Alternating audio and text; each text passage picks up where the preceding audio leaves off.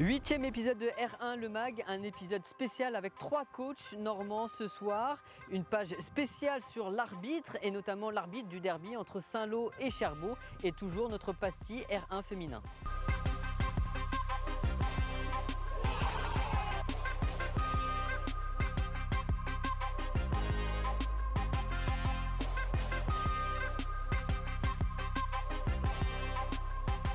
Bonsoir à toutes et à tous, bienvenue sur R1 Le Mag, une émission spéciale ce soir encore avec un programme alléchant. On parlera de titres, on parlera de montée, de maintien, on parlera de réforme également et d'arbitrage. Mais pour m'accompagner ce soir, Mathieu Billot. Mathieu, comment ça va? Ça va très bien, bonsoir à tous. On s'est sorti, chemise blanche, c'est parfait. Bah, on faut le dire, on reçoit les petits textos le matin, quand on s'habille et tout. Voilà, c'est ça. Tu t'inspires beaucoup de moi quand même. On s'inspire des meilleurs, c'est toujours pareil. Et nous invités ce soir, Mathieu, 3 coachs de R1. On va commencer par Damien Blondel de Mésidon. Damien, comment ça va?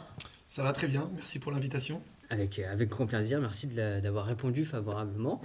On aura un champion avec nous ce soir, le premier champion de la saison. Ouais, on peut déjà le féliciter. Pierre Asselin du FC Saint-Manche. Pierre, forcément ça va? Ça va. Merci pour l'invitation, pareil. Normalement, les cotillons devaient sortir quand tu devais dire son nom, mais bon, problème de budget. Voilà, ça viendra pour la saison 3. Pour la saison 3. Et Rénal Bertin qui termine notre plateau, coach de la réserve du FC Rouen en pleine course pour le maintien. Pour la montée, pardon. Ça commence par la même lettre, c'est pour ça. Pour la montée, comment ça va? Tout va bien. Après le résultat du week-end, voilà. En plus, ça va. Tout va bien maintenant. Le week-end prochain arrive vite. Messieurs, on va commencer justement par... on va donner la parole à honneur à Pierre, qui vient avec le FC Saint-Lô de fêter la montée en N3. J'ai presque envie de dire la remontée, parce que c'est un niveau que le club avait quitté il y a 1 an. Tu n'étais pas à la tête de l'équipe première à ce moment-là, hein. Tu l'as prise cette saison. Montée, 4 jours du terme, scellé contre le voisin charbourgeois, dans ce qu'on peut dire le derby de la Manche. C'est difficile de rêver plus beau scénario, je pense. Non, c'est sûr, la saison a été malgré tout très compliquée, le championnat était super intéressant et on n'a pas eu de match facile. Donc ce qui a été positif pour nous, c'est de pouvoir finir dès maintenant. Depuis un mois, on l'avait en tête, c'était pas facile d'enchaîner les matchs. Donc là, faut être capable de savourer avant de se projeter assez rapidement sur la saison prochaine. Ce qui est assez rare dans le foot aujourd'hui, on a un peu de temps, donc il faut qu'on en profite aussi pour pouvoir enchaîner nous sur ce qu'on a à mettre en place. Damien, tu as le droit un peu de le frapper, parce que quand il dit qu'il est premier, qu'il vit une saison difficile, on reviendra à la saison de Mésidon. Je trouve ça un peu limite quand même. Déplacé. On réglera les cas pendant la pub. Mais si on peut regarder tout de suite les classements. Tout à fait, en tout cas le classement du groupe B, pour voir que du coup le FC Saint-Lô a fait un championnat, j'ai envie de dire presque quasi parfait quand même, 15 victoires en 18 matchs. C'est quand même une sacrée performance. C'est même un peu de l'extérieur surprenant, parce qu'en début de saison, forcément, la descente avait été, comme toute descente, mais douloureuse, deuxième partie de saison très compliquée l'année dernière, quasiment pas une victoire.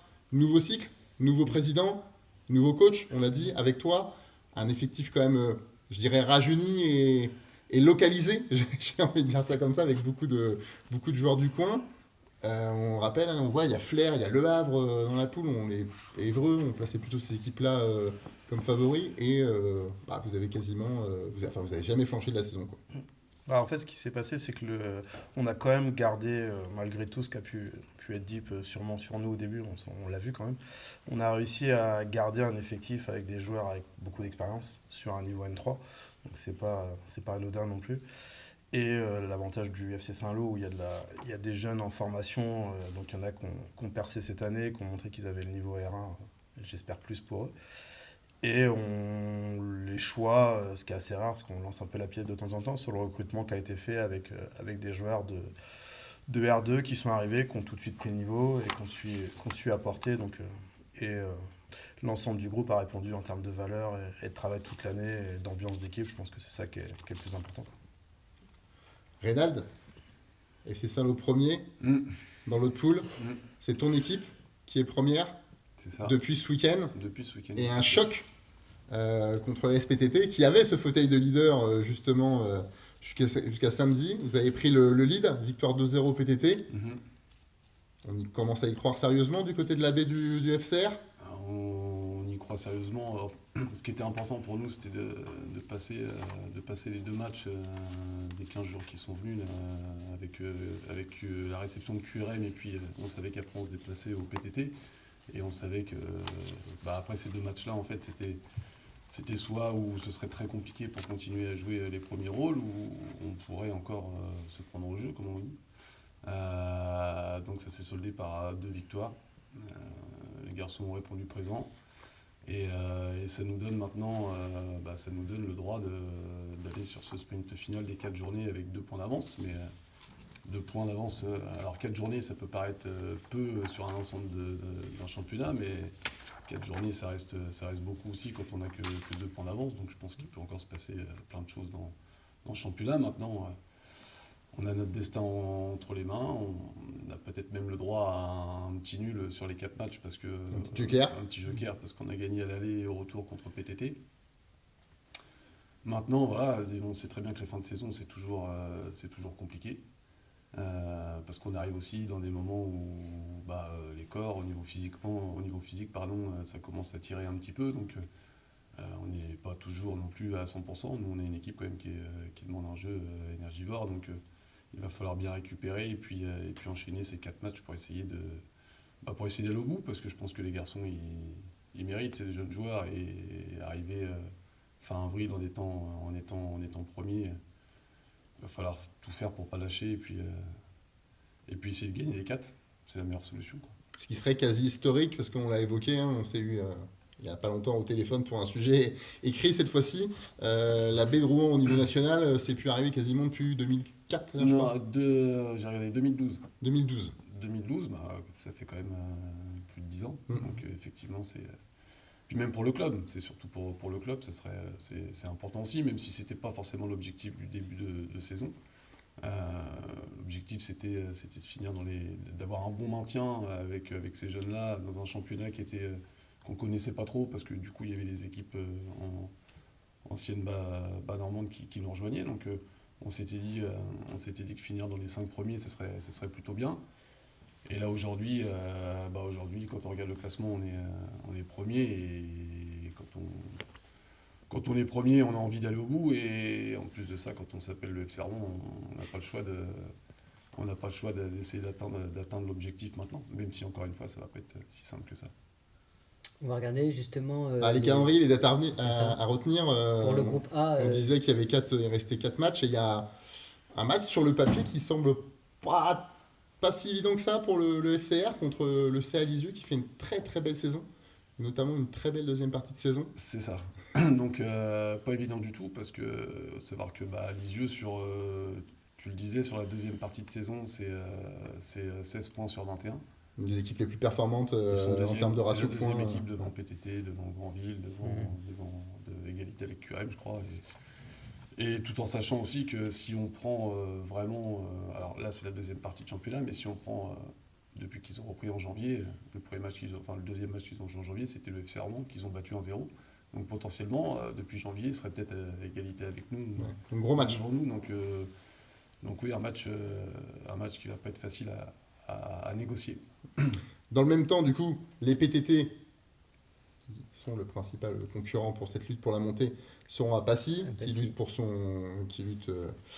maintien. On verra ça un petit peu plus tard. Et on a aussi noté forcément le derby canet entre les PTT et l'Avant-Garde, qui se déroulera le 9 mai. Donc l'Avant-Garde qui n'a plus grand-chose à jouer dans cette fin de saison, mais qui reste une équipe dangereuse quand on connaît les joueurs. On reviendra un petit peu plus tard sur le calendrier de Mésidon, qui est concerné par un autre objectif. Mais justement, Damien, je voulais te poser la question. Tu te trouves dans cette poule-là, tu as affronté les PTT, tu as affronté Rouen. Là, il y a 2 points d'avance pour le FCR. Si tu avais un petit pronostic à faire pour la deuxième équipe promue. J'irais franchement... Fais celui que tu veux.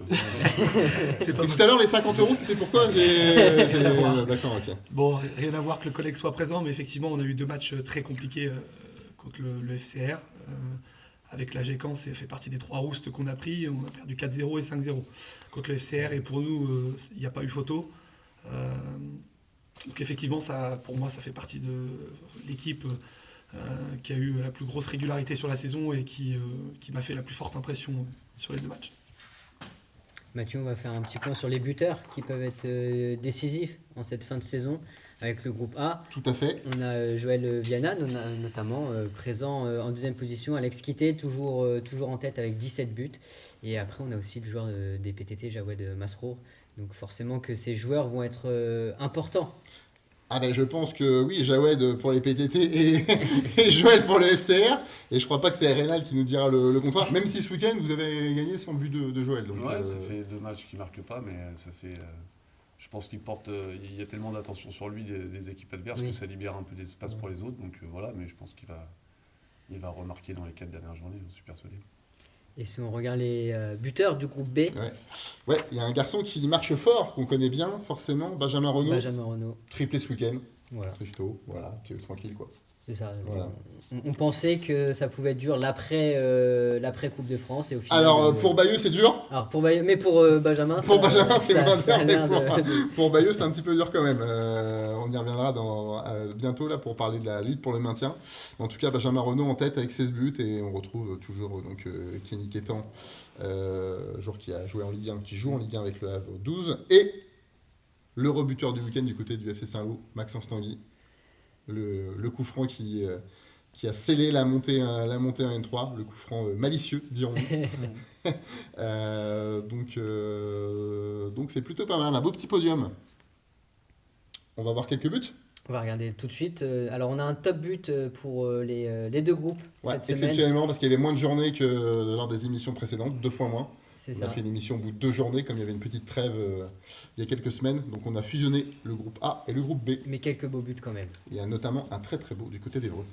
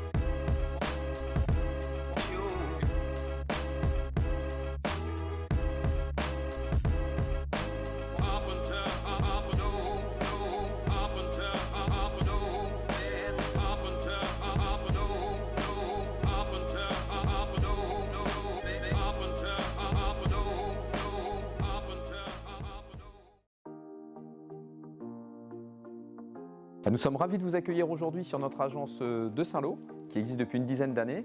Aujourd'hui, toujours la même thématique, on est ravis d'accueillir nos arbitres qu'on accompagne tout au long de la saison.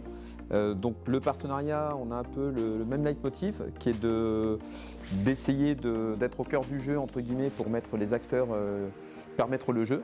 Donc eux sur le terrain, nous mettre en relation la partie entreprise et la partie candidat. Donc voilà, sur une thématique, on a des valeurs qui sont communes. Donc le partenariat s'inscrit dans ce cadre-là et on souhaite un très beau match tout à l'heure, un match qui a de l'importance entre le FC Saint-Lô et puis l'équipe de Cherbourg. Donc voilà, que le meilleur gagne et puis on est avec nos arbitres tout à l'heure.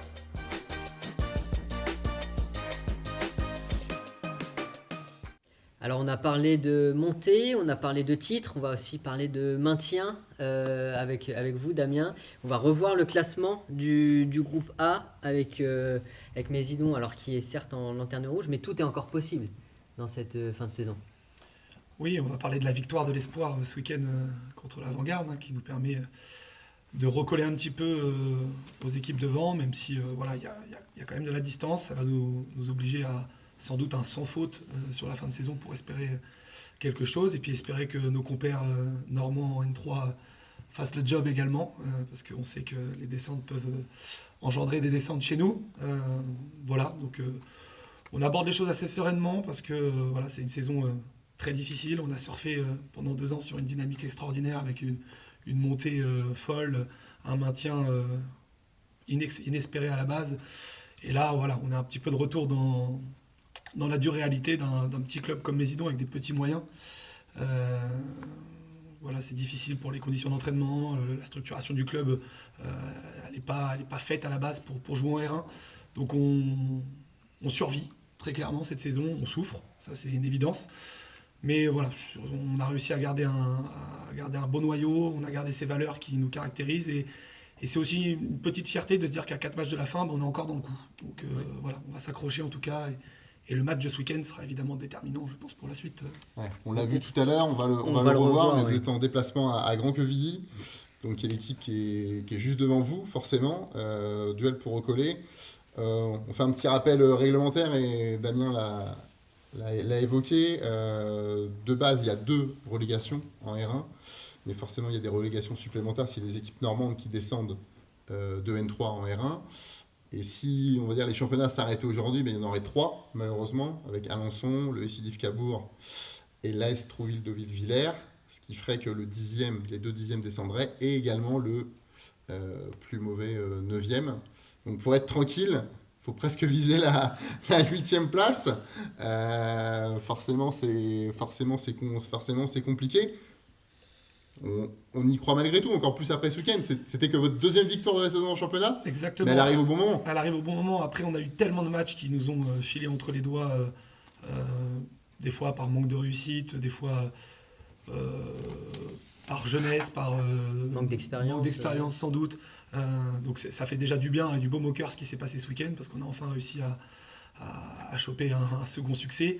Mais voilà, donc ça ne s'est pas joué toujours à grand-chose, donc on y croit, on lâche rien, et puis ça oblige tout le monde à tirer vers le haut et à continuer à bosser pour cette fin de saison, donc c'est important. On va jeter un petit coup d'œil au groupe B, forcément. Alors, il n'y a plus d'enjeu pour la première place, parce que les amis de Saint-Lô, visiblement, le suspense, c'est pas leur truc. C'est pas leur truc. Il y en a un peu plus, forcément, sur le bas, parce que, comme on disait, il y a possiblement 3, voire 4 descentes en fonction de ce qui se passe en N3. Donc, on peut voir que c'est, hormis Mondeville, malheureusement, qui est condamné à retourner en Régional 2. Yvetot, la réserve de la STDV, qui dépend aussi de ce qui se passe au-dessus avec son équipe première. Saint-Marcel, Bayeux, on y faisait référence, qui a encore 2 matchs de retard par rapport à certains, mais qui n'est pas sauvé, qui a gagné un match important, voire même heureux, même si on pense qu'il y a un petit matelas quand même dessus. Et avec quelques rendez-vous importants pour le maintien dans les semaines à venir. Avec notamment Yvetot Mondeville. Voilà, qui va valoir cher. On a mis un STDV Bayeux, il faut savoir qu'il y en a 2. Parce que le match aller n'a pas eu lieu. Oui. Bayeux, avec le parcours en Coupe de France, ils ont quelques matchs en retard. Donc il y a 2 fois STDV Bayeux et Bayeux STDV d'ici la fin de la saison. Voilà, on a mis par exemple aussi match de Saint-Marcel qui accueillera Flers. Et donc le titre, on va dire, de R1, du côté de Saint-Lô, vous allez les traîner à Évreux ce week-end. Ouais, après sur le... C'est ce qu'on a dit après, quoi qu'il arrive, parce que j'ai déjà été dans la position de jouer le maintien avec la baie de Saint-Lô il y a quelques années. Donc il est hors de question de fausser le championnat. On va sûrement, je ne sais pas si on arrivera à performer autant, mais en tout cas, on va tout faire pour jouer les matchs quand même, rien que par respect à l'ensemble du championnat. Et on fera le mieux possible, tout en préparant nous la suite. Mais le championnat n'est pas fini pour beaucoup. On se doit de respecter l'ensemble des participants. Les adversaires de Saint-Lô sont prévenus d'ici la fin de saison. Le message est passé. On parle de maintien, ça nous amène à parler éventuellement de réforme. De réforme, c'est l'actualité forcément du moment. Il y a eu un excellent article sorti sur Foot Normand. Tu vois pas de quoi je ne vois pas de quoi tu veux parler. Mais c'est l'actualité forcément en cette fin de saison. On en parle beaucoup de la réforme R1. Donc Pour rappel, c'est une poule unique. C'est un projet de poule unique d'ici 2 saisons. Voilà, et on va demander à nos invités ce qu'ils en pensent. Alors même si certains la saison prochaine ne seront peut-être plus. C'est ça, ou peut-être espèrent. plus un. Enfin, il y en a un, c'est sûr déjà. Voilà, ou espèrent ne pour plus les être 2 là. autres, voilà. Rénal, qu'est-ce que t'inspire ce projet de poule unique, dont l'objectif, c'est d'augmenter la compétitivité de ce championnat pour mieux préparer les futurs accédants au niveau National 3, parce qu'on estime que les résultats des clubs normands National 3 ne sont pas assez satisfaisants. Il y a du positif et du négatif. Après, ça se fait déjà dans certaines ligues, notamment je pense à la Méditerranée. Et Je crois que c'est un petit peu le modèle, sans trahir de secret. Le centre aussi. Alors après, le côté négatif, c'est que bien souvent, quand il y a réforme, il y a de la casse. Oui. Parce qu'on imagine que ce serait une poule à 14. C'est le projet en tout cas. On va dire que sur les 2 saisons, enfin sur la réforme, on serait sur 7-8 descentes sur chaque groupe, pratiquement. Pour en garder 14, plus les équipes de National 3 qui descendent, plus les équipes de R2 qui montent. Donc ça peut faire beaucoup de casse. Alors ça peut être très bien si on y est. Après, effectivement, c'est toujours dur. Moi, je l'ai vécu l'année dernière, déjà avec une réforme où il y avait 6 descentes. Dans un championnat à 12 équipes, on n'est jamais sauvé, en fait. Parce que pour pouvoir mettre 3, 4 points, voire 5 points au 7e à 1 ou 2 journées de la fin, c'est très dur. C'est très dur. Après, hormis ça, je pense que moi, de mon point de vue, j'y suis favorable. Parce qu'effectivement, on le voit bien, les équipes normandes qui montent dans le championnat national 3, la plupart redescendent beaucoup. Quand on regarde le classement, à part Wassel qui se maintient un peu tous les ans et qui est encore là-haut, c'est compliqué. Et puis je pense que ça fait une R1 élite aussi, ça peut être des matchs intéressants. Voilà, après, j'en parlais tout à l'heure en off, il faut qu'il y ait tous les protocoles avec. C'est-à-dire que le nombre de personnes du staff sur le banc, les remplaçants, et là aussi, c'est un peu le projet. C'est vraiment de calquer sur le fonctionnement du N3 c'est vraiment pour se préparer à ce championnat-là, quoi. Non, moi j'y suis favorable. Après, le point positif, c'est que ça permettra au club normand d'être plus compétiteur, plus compétitif, pardon. Après, le côté toujours négatif, c'est un peu pour les clubs qui jouent souvent dans le ventre mou, ou alors on peut très bien louper sa saison, on peut très bien mal partir, c'est dangereux. C'est-à-dire que c'est dangereux parce qu'après pour y remonter, je pense que ça sera dur aussi. Donc moi j'y suis favorable, mais malheur à ceux qui n'arrivent pas à être dans ces 5-6 premiers là, quoi. Damien, un avis sur cette réforme-là?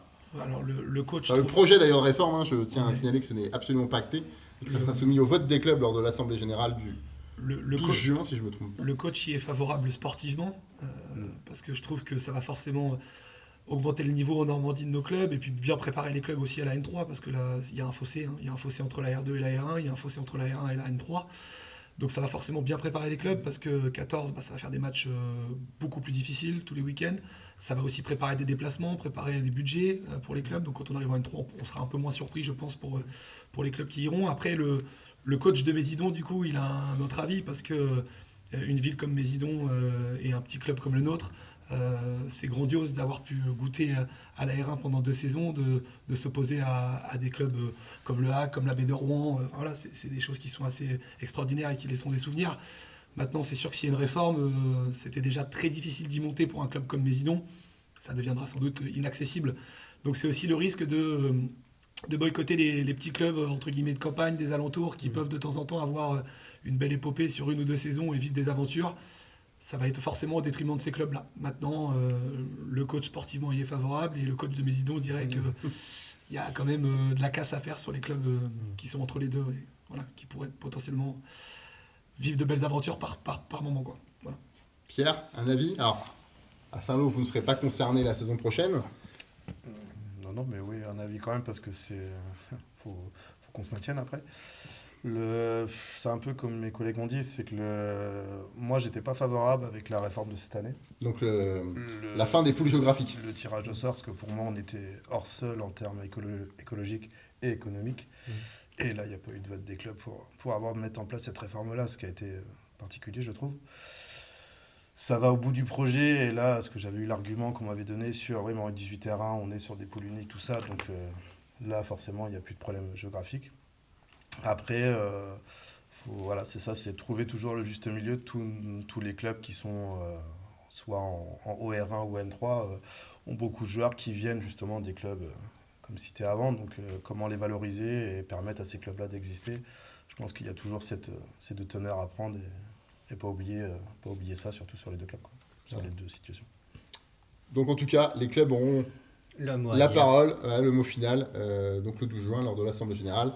Tout ça sera présenté en long, en large et en travers d'ici là par la Ligue. Et les clubs, du coup, ont la parole pour s'exprimer. Là, on parle forcément du R1 parce que notre émission concerne le R1. Il y a des implications pour les niveaux R2 et R3, aussi qui seront présentées un petit peu plus tard. On va passer à l'Inside. Alors, on était à Saint-Lô ce week-end. Mais on s'est occupé de l'homme du centre, celui qu'on voit pas forcément tout le temps. On a fait un inside sur l'arbitre et donc c'est à retrouver tout de suite.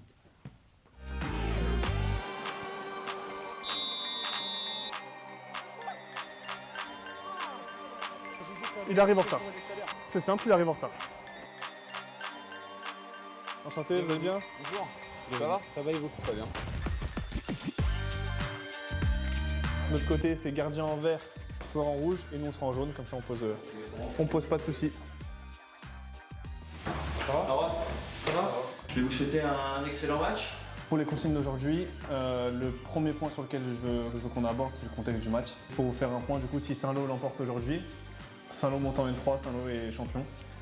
Cherbourg peut jouer les troubles faits, c'est eux qui sont deuxièmes, donc c'est un petit derby. Et en ce qui concerne les petits points de collaboration, vous allez voir, j'ai plusieurs petits aspects. Le premier, c'est que j'aime bien laisser vraiment beaucoup jouer, parfois un peu trop.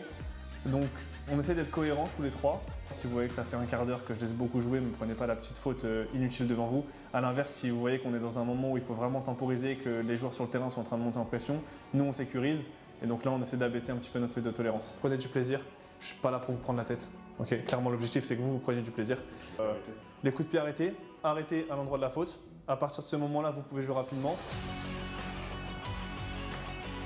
Nous sommes au stade Louis-Villemer pour le derby entre le FC Saint-Lô-Manche et l'AS Cherbourg. Le FC Saint-Lô-Manche, actuel leader de Régional 1 dans le groupe B, joue son titre, joue sa montée ce samedi soir. Face, vous avez le choix du ballon ou du terrain. Terrain, ok, vous avez le ballon et vous êtes de ce côté-là. C'est bon pour vous? Allez, bon match, propre, allez, c'est parti. En cas de victoire, les Saint-Lois accéderont donc au National 3. Allez messieurs, bon match à tous.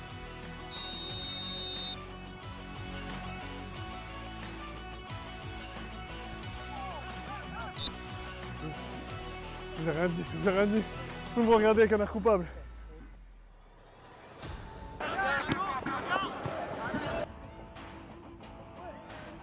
Elle est pas utile, ça va. Elle est pas utile, en derrière. Ouais, je sais, mais... Doucement.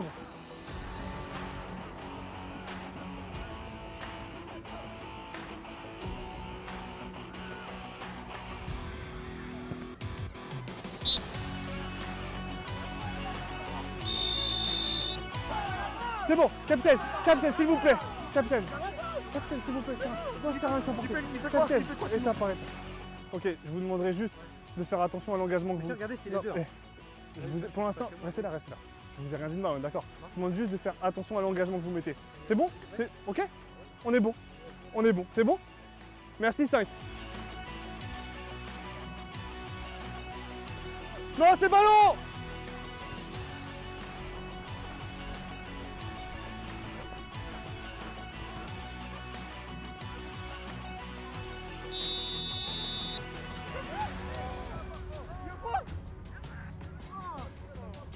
Il arrive en retard. C'est simple, il arrive en retard. Je vous laisse sortir du terrain, c'est bon? C'est bon, il va pouvoir essayer, il y a eu un avertissement. 5, on est ok, on va reprendre, hein. Ok?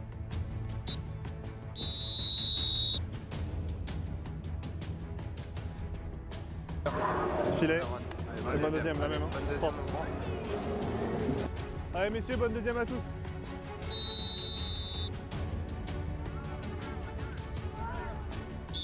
C'est vu. Si, il y a le pied. Vous êtes en retard. Si, je vous assure. Vous le voyez peut-être pas, mais je vous assure que vous êtes en retard. 4, ça va aller ou on appelle les soigneurs? seul? Soin? Ouais. Vous voulez pas prendre les gants? 5, le ballon. Merci. Oui, je le prends, ok? On va tirer. Non. Sans faute.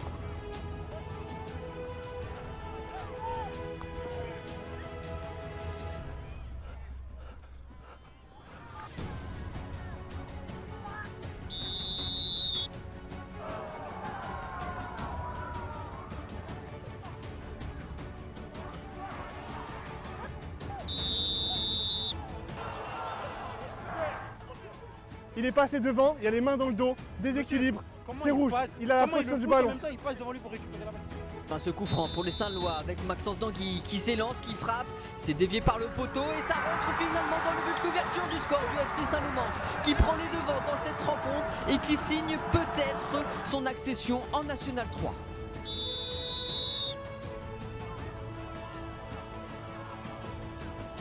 « 8 minutes !»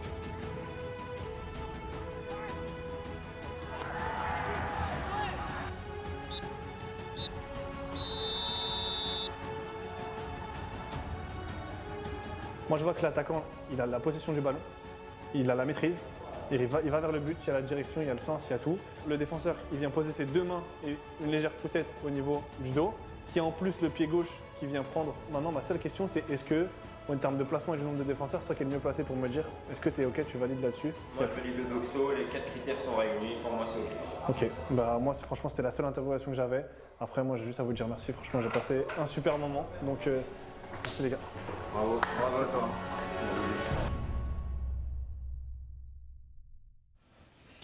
On a un quatrième invité, messieurs, qui nous a rejoint. Freddy, Bonsoir à tous. Voilà, Freddy Fautrel, conseiller technique à l'arbitrage au niveau de la Ligue de Normandie.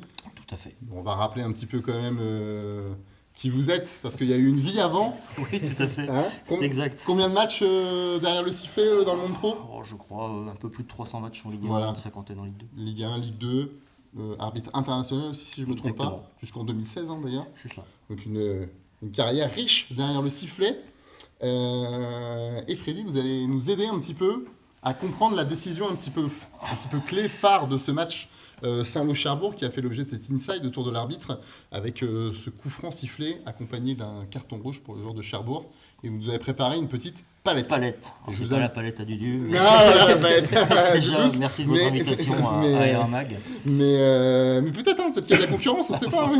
On paraît qu'il y a une vie, et peut-être une vie après du coup, et de CTR. On verra. On pourra lancer. Je vous invite à nous montrer ce que vous avez préparé. Alors, sachant que c'est quand même une décision clé sur un match majeur ou derby. On rappelle le contexte. Voilà, contexte derby, match pour la montée, dernière chance pour Cherbourg de peut-être. Premier contre deuxième. Premier contre deuxième. 0-0 au moment de la faute. Donc je vais essayer d'éclairer. Ceux qui nous regardent, et puis peut-être les coachs et un peu tout le monde d'ailleurs, peut-être les journalistes. Oui, je pense. Ouais.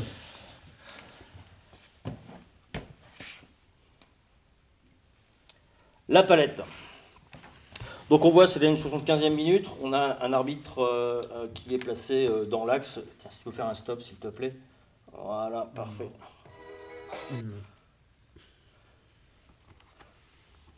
Voilà un arbitre qui est au centre du terrain avec un ballon en profondeur, un attaquant qui prend le contrôle du ballon avec un tout petit peu des appuis derrière, un défenseur qui revient, qui pose les mains, on va le voir, dans le dos, comme ici, voilà, dans le dos de l'attaquant, avec un contact au niveau de la hanche également.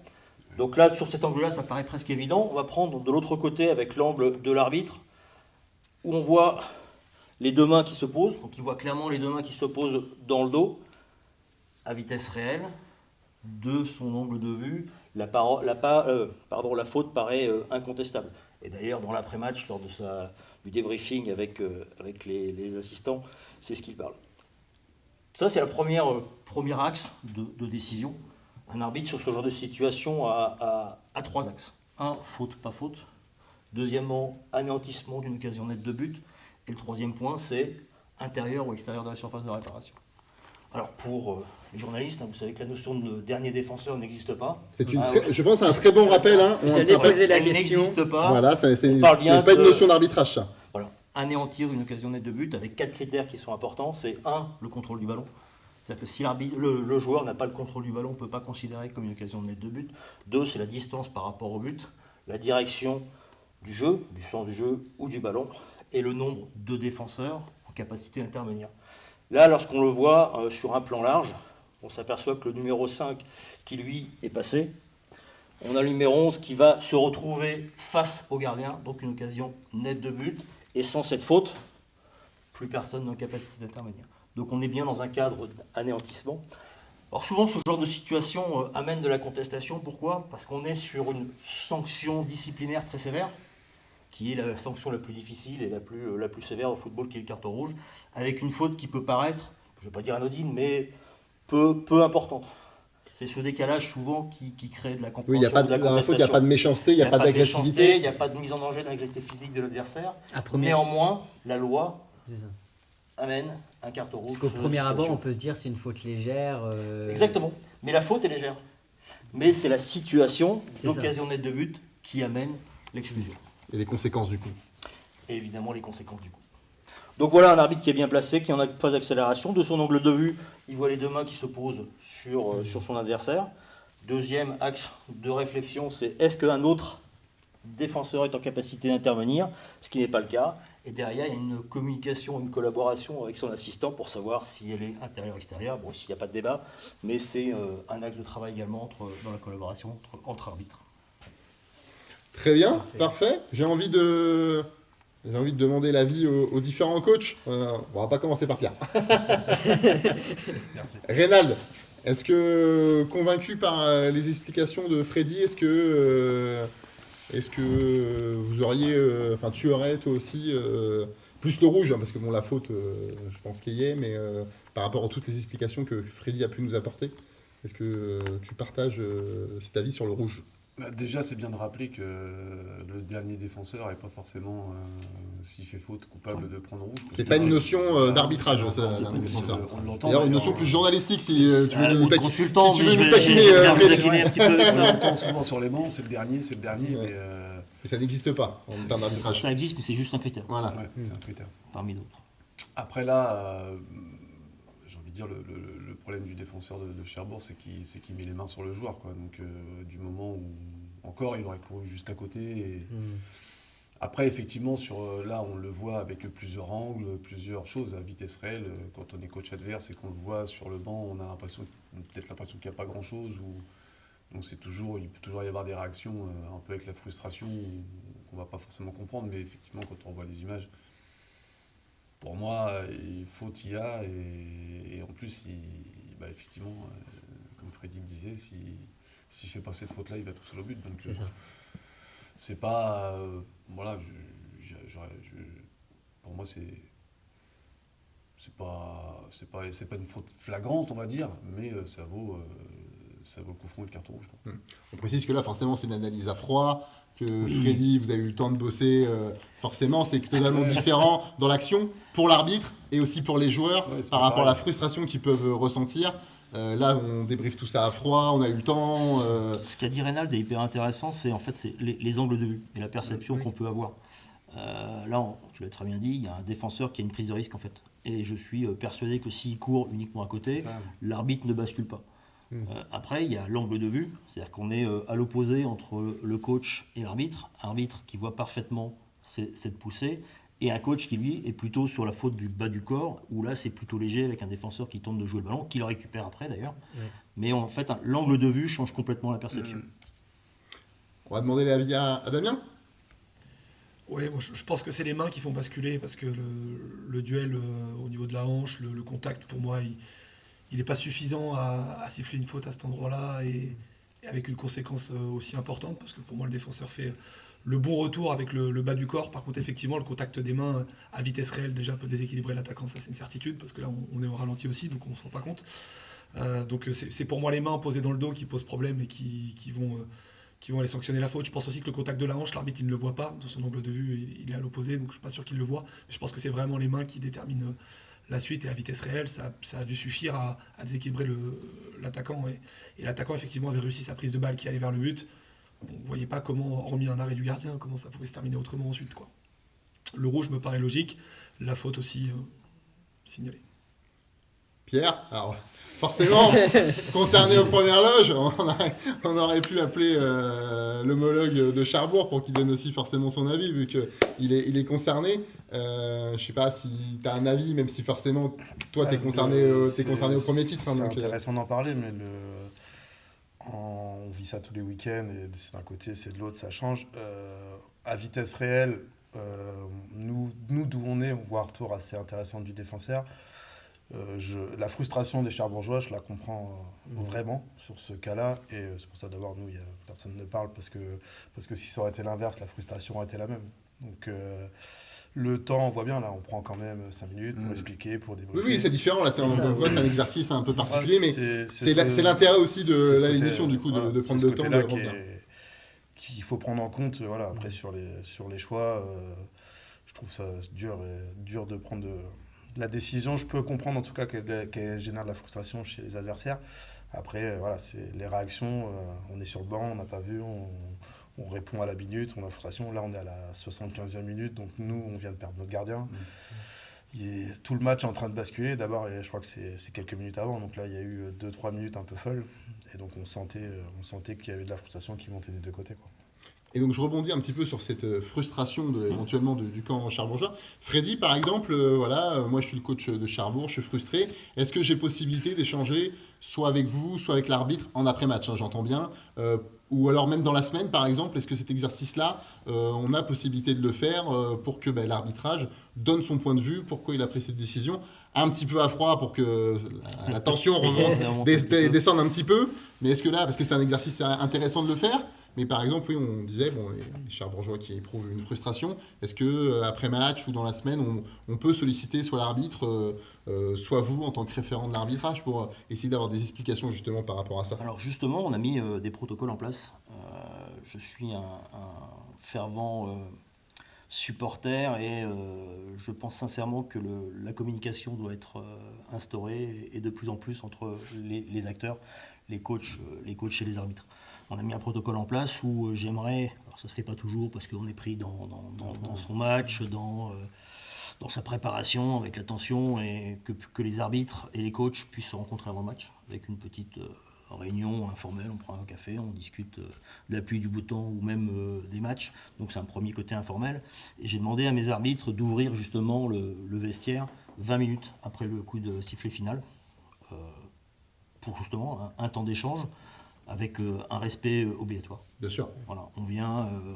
Pourquoi 20 minutes? Justement pour que cette frustration, cette tension, parfois cette colère puisse redescendre, parce que la colère, l'émotion n'est jamais bonne conseillère, et on peut avoir des mots qui dépassent la pensée. Donc mes arbitres ont pour consigne d'ouvrir le vestiaire pour les coachs, pour les capitaines, à partir du moment où règne justement ce respect nécessaire au bon déroulement d'un match, voilà, pour échanger et donner quelques explications. Alors je me permets, messieurs, est-ce que vous l'avez déjà fait? Ouais, ça a déjà été fait. Ça a déjà été fait. Après, effectivement, comme il Freddy, alors ça se fait en général au début de saison, surtout l'avant-match. L'avant-match, on a eu plusieurs arbitres qui nous disaient est-ce que je peux vous voir dans 10 minutes avec le coach adverse pour discuter, pour mettre de la pédagogie. Donc oui, ça se fait. Après, toute une saison entièrement, c'est vrai que c'est pas toujours simple. Et nous-mêmes, les coachs, on n'a pas forcément des fois 10 minutes devant nous. Ça peut paraître peu, 10 minutes, mais c'est vrai que quand on prépare un match, chacun est un peu dans sa bulle. On n'a pas non plus on reste dans des conditions de R1 en fait. Donc des fois on peut avoir les vestiaires plus tard, on peut faire un problème de causerie, enfin on peut avoir plein de choses comme ça, des retards de jour, enfin c'est notre quotidien à ce niveau-là. Mais moi oui, je trouve que je crois que ça fait 2 ans que tu as mis ça en place. Tout à fait, je trouve quand même que sur la globalité des arbitres, il y a une amélioration au niveau de la pédagogie, au moins on peut plus discuter, ou les échanges sur la prise de décision. Il y a des fois aussi où il revoit les images. Moi j'ai déjà eu un arbitre qui avait pris une décision que moi je pensais pas bonne sur le coup, et je l'ai eu 3-4 matchs après, et qui m'a dit effectivement le tournant du match la dernière fois il était pour moi, j'ai revu les images, je suis désolé quoi. Et c'était cette saison. C'était son nom, mais je le dirai en off après. Oui, bien sûr, mais même si c'est plutôt positif du coup. Ouais, c'est positif, ça s'améliore. Il y a encore certains comme certains coachs, il y a des bons arbitres et des coachs qui ont leur façon de faire, mais il y a un peu plus de pédagogie quand même. D'accord. Est-ce que, je sais pas, Damien, est-ce qu'il t'est déjà arrivé de venir toquer à la porte 20 minutes pour respecter le délai, pour avoir une explication à chaud, ou c'est plus compliqué de le faire malgré tout juste après le match? J'aime bien le moment du sandwich. Moi, je vais des fois m'asseoir à leur table. Je trouve que c'est un côté assez sympa parce qu'on partage un moment déjà une fois que la tension est. On précise juste, c'est qu'à la fin du match, les clubs recevants proposent au club adverse de venir manger un morceau, et les arbitres sont conviés à ce moment-là. Donc c'est souvent dans les clubhouse où tout le monde se retrouve et que c'est un peu plus détente, on va dire, en termes d'ambiance. C'est ça, parce que moi j'ai la particularité d'être sur le terrain aussi avec. On l'a pas précisé, entraîneur-joueur. Donc des fois c'est pas évident aussi, la tension elle est palpable pour tout le monde et c'est pas facile. Mais c'est vrai que le moment du sandwich c'est un moment important parce que déjà on échange nos vidéos. Ça m'est arrivé très souvent d'envoyer la vidéo du match à des arbitres qui nous l'ont réclamé. Ça, je trouve ça hyper intéressant. C'est un outil, tout le monde quasiment maintenant au R1 fonctionne avec la VO et ça permet d'avoir des bons retours et de perfectionner le travail pour tout le monde, que ce soit pour les coachs, les joueurs et les arbitres. Donc c'est plutôt intéressant. Et puis c'est toujours sympa d'avoir un petit retour parce qu'il faut aussi remettre les choses un peu dans leur contexte. Certes, il y a des ambitions, on reste qu'en R1, il faut aussi relativiser. Et on est tous humains, on a tous des contrôles, des passes et on fait tous des mauvais choix en tant que coach. Et les arbitres ont aussi le droit de se tromper par moments, ça fait partie du jeu. Donc le tout, c'est d'accepter la critique. La critique, c'est ça qui est plutôt intéressant, c'est quand un arbitre est capable de dire, après avoir revu les images, ça j'aime beaucoup, ah ouais, effectivement, là je me trompe. Et là, il n'y a pas de problème en fait. Mais c'est plutôt sur la mauvaise foi où des fois j'ai eu des difficultés à gérer avec les arbitres. C'est quand on ne veut pas démordre qu'on a raison. Et ça, c'est plus difficile. Quand il y a les images à l'appui, voilà. Et même moi, ça m'est arrivé, ou mes joueurs, de se dire, une fois qu'on a vu la vidéo, ah ouais, là on conteste, on aurait peut-être dû se taire sur ce moment-là. Quand on voit les choses, on se dit, c'est assez flagrant, quoi. J'ai le souvenir du carton rouge contre Lisieux, où on est tous en train de pester au départ, nous, sur la situation. Quand on revoit les images, c'était assez impressionnant et on se dit que le choix il est logique. Il est ultra logique et les conséquences auraient pu être graves pour le joueur parce que sur le coup on ne se rend pas compte, on est à 4 mètres dans le feu de l'action et finalement c'est hyper logique, quoi. Donc voilà, il faut aussi des deux côtés qu'il y ait ces échanges-là et ce recul pour accepter aussi les erreurs mutuelles. Freddy, juste un petit mot. Damien faisait référence aux vidéos, l'utilisation forcément des VO chez tous les clubs. Ça peut être un vrai outil pour les arbitres de R1, les arbitres régionaux, de pouvoir analyser aussi leurs matchs. Voilà, quelque chose. Voilà, l'utilisation massive maintenant des images vidéo dans le foot régional. C'est un outil indispensable. Enfin, les équipes maintenant se professionnalisent, au moins dans l'approche. Et pour mes arbitres, parce que les clubs, c'est un peu nos clients. Et on se doit d'avoir les meilleures performances possibles sur le terrain. Et pour progresser, ils doivent maintenant utiliser la vidéo, revoir leurs matchs, nous envoyer leur propre séquençage et voir les axes d'amélioration. Mais je suis heureux de les entendre. Voilà, parce que ça fait maintenant quelques années qu'on essaye de mettre en place un dialogue entre coach et arbitre. Voilà, je pense qu'on est sur la bonne voie. Il y a encore un peu de travail parce que certains ont cette personnalité depuis longue date et c'est pas facile de changer, mais je pense qu'on est sur la bonne voie en termes de leadership et de management sur le terrain. Oui, puis de toute façon la retraite elle n'est pas pour tout de suite, Freddy, il y a encore un peu de boulot quand même. J'ai encore un peu de travail. Voilà, il faut bien qu'il vous reste quand même 2-3 choses à faire pour les saisons à venir. J'ai plein d'idées pour améliorer le football normand et l'arbitrage. Bon bah c'est parfait, comme ça on pourra en parler la saison prochaine. Parfait. C'est nickel. Le rendez-vous est pris. Nickel. On continue notre émission, on arrive vers la fin et on va parler de la capsule R1 féminin. Tout à fait. Avec une nouvelle pastille. Tu as rencontré Alexia Capard. La capitaine du SC Tiberville, voilà, parce que Tiberville c'est un peu une particularité dans ce R1 féminin où on retrouve beaucoup de clubs, où le club masculin est aussi au niveau régional. Saint-Lô, Rouen, pour ne pas les citer. Voilà, alors que là, à Tiberville, c'est vrai que les garçons, ils évoluent en district et les filles en R1. Et c'est un club un peu historique, on va dire, du football féminin normand. Donc on est parti à la rencontre de la capitaine.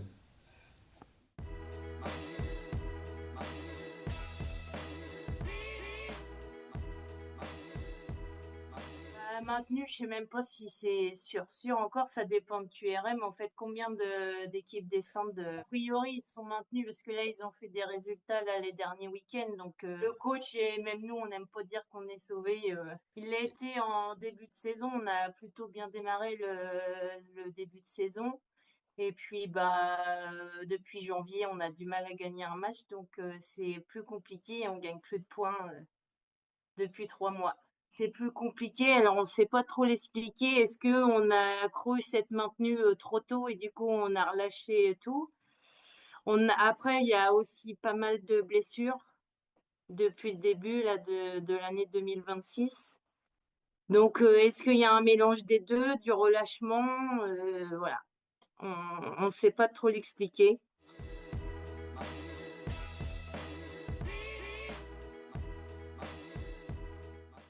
La recette locale, c'est la bonne ambiance, je dirais déjà. La bonne ambiance parce que on est vraiment un groupe soudé dans la défaite comme dans la victoire. Donc je pense que la principale recette, c'est ça. Et puis c'est un club formateur chez les féminines. Donc voilà, je pense que c'est ça la recette. On est bien encadré. Je dirais qu'il y a quasiment pas de départ. Moi, j'y suis là depuis 2012. J'ai plein de mes collègues dans l'équipe, c'est un petit peu après, voire même avant. Et voilà, quand on y arrive, souvent on y reste.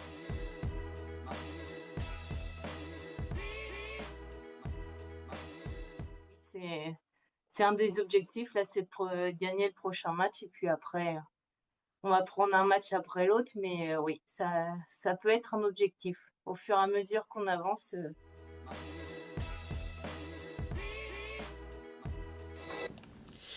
Mathieu, on va faire un point aussi sur le classement. Classement dominé par le FC Rouen. une année qui peut être très très riche pour le FC Rouen. On rappelle que l'équipe première est à la lutte pour monter en Ligue 2 quand même. Donc, c'est ça. Voilà. Sans oublier les 18 ans. Et sans oublier les 18 ans. Une année qui peut être vraiment très très riche. Aussi contre Évreux, ce week-end. Gros match contre Évreux ce week-end.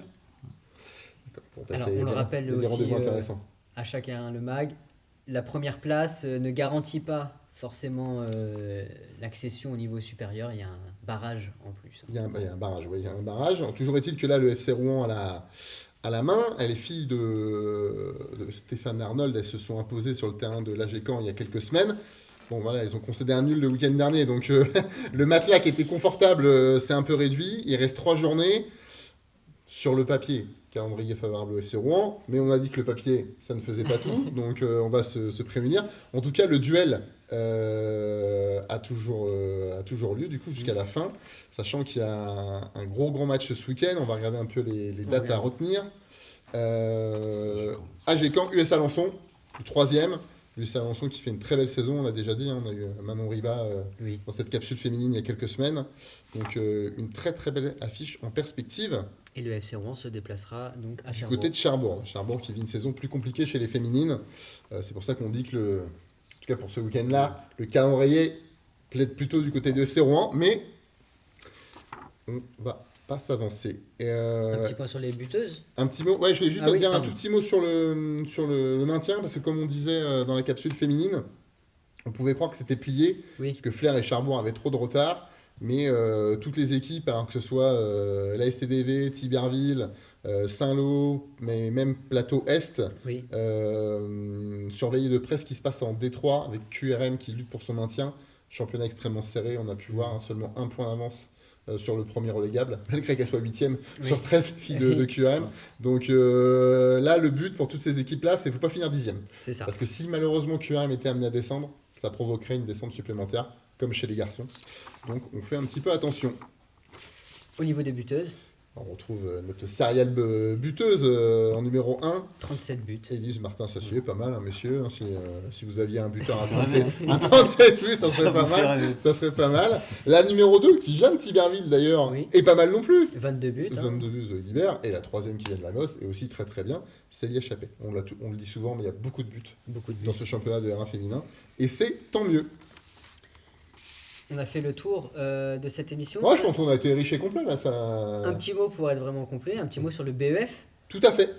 Qu'est-ce que le BEF, Mathieu? Brevet d'entraîneur de football que ces messieurs possèdent, vu que, si je ne raconte pas de bêtises, c'est indispensable pour entraîner en R1. Ouais. C'est Voilà. ça. Donc voilà. Et donc les inscriptions sont toujours possibles pour la session de la saison prochaine.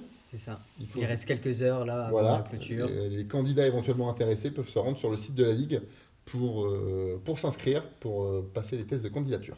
Et là, je crois qu'on a été vraiment complet. Là, c'est parfait. Rien à ajouter. Merci, messieurs. C'était de bons échanges sur votre saison, sur l'arbitrage. Merci, Freddy, d'être Merci venu, à de vous. nous avoir présenté la palette. La première palette en direct, quand même. En Hein. live. Première palette Ouais. en direct, peut-être. Ça peut nous donner des idées, Ça des peut idées, donner ça. des idées, exactement. Mathieu, nous, on se donne rendez-vous le mois prochain pour la dernière émission Ouais. de R1 Le Mag. De la saison régulière. On parlera notamment des trophées avec On l'annonce des annoncera lauréats. pas les lauréats, les nommés. Les nommés, pardon. Mm. Et la soirée, justement, pour connaître les lauréats, se passera le 3 juin à Oulgat.